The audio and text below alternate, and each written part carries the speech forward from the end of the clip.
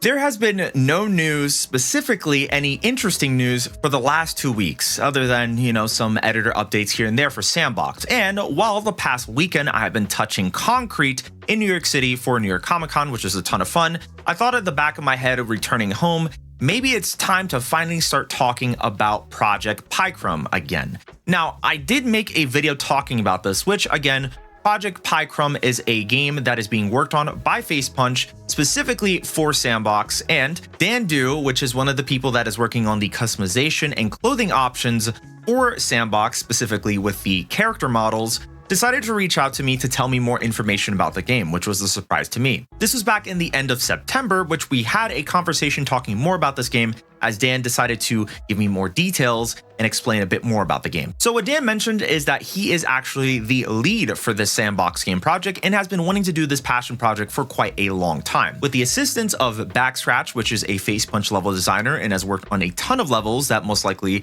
you'll be playing and trying, including the Construct map and many others, and Carson, which has been recently added to the addition of Facepunch devs working on S&box, helping with the coding and development of the game too. Dan describes that the best part about working on this is that Facepunch has given them the opportunity and chance to work on projects like this in the studio. But for this to really happen is solely dependent on starting it and then showing if it's worthwhile working on for the future. He also mentions and continues to work actively not only on this game, but also providing new clothing for the player models, as I mentioned before, for Adam and Frank, that are soon enough going to be replacing the default characters within most S&box games, which, by the way, if you have not seen that Terry is most likely going to be removed, you should probably check out this video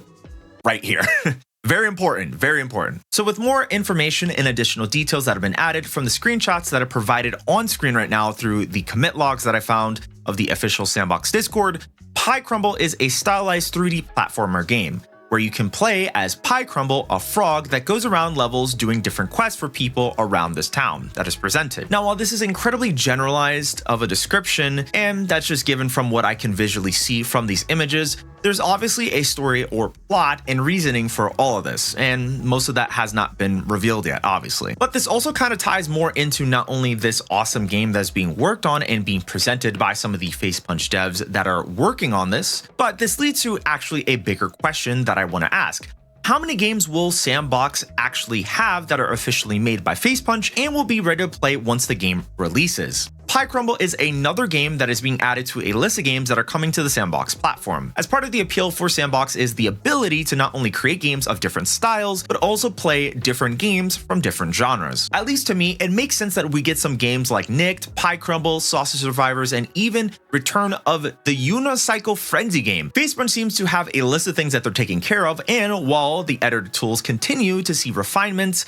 most likely we'll have a slew of games that Facepunch has officially worked on and support on S&box that provide examples of what you can create and make on the platform. But nonetheless, Pycrumble is a great addition to having this cute stylized 3D platformer on S&box very soon. More importantly, if you want to learn more about S&box, definitely feel free to check out this video here, and also feel free to join in the Discord, which will be linked in the description down below. Otherwise, thank you guys so much for watching. Hopefully I'll get to play this game in the near future and make a video on it. And until then, I will see you guys in the next video.